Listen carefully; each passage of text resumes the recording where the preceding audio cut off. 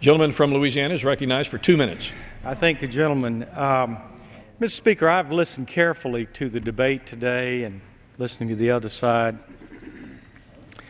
Mr. Speaker, this body is hopelessly addicted to excessive spending and budget deficits. Hopelessly. And the other side, those who argue that we should not have a balanced budget amendment, are hopelessly in denial, just like a drug addict is in denial about their addiction. We have 535 members, if you include the Senate, that compete with one another to see how much money we can spend. And we have an executive branch that does the same. Republican or Democrat, doesn't matter. We all do the same thing. There's absolutely no control or governor, if you will, on our excessive spending. And let's put this in perspective.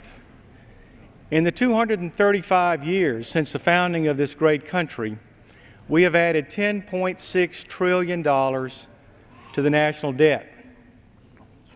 In 2.5 years of this presidency, we have increased that by 50%, an addition of $5 trillion. We just passed the $15 trillion debt level.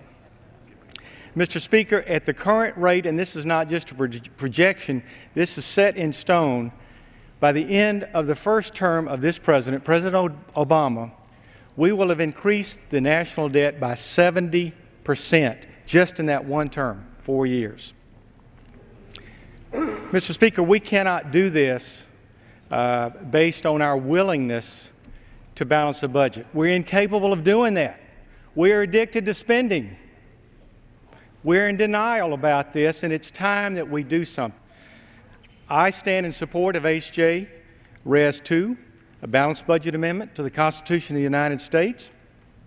Frankly, I would like to see a more restrictive form, a more severe form that controlled the possibility of added taxes. But I will vote for this. And just in closing, I would like to say that it does some wonderful things. It prohibits a debt increase without 3/4 vote. It requires the President to submit a balanced budget amendment each year. Mr. Speaker, I'll yield the gentleman an additional 30 seconds. Gentleman is recognized for an additional 30 seconds. Again, it requires the President to submit a balanced budget. Our Senate over there is yet to pass a budget resolution in 3 years.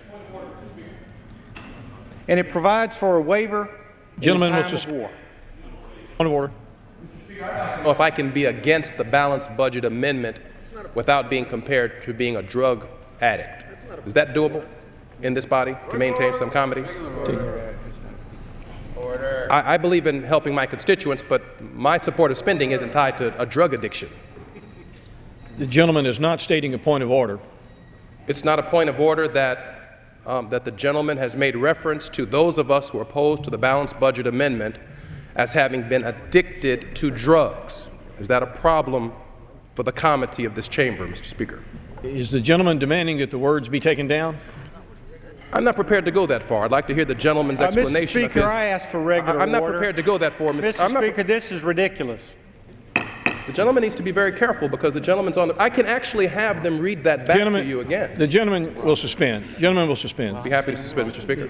The gentleman has simply made a comparison. Yeah. So, again, does the gentleman wish that the words be taken down?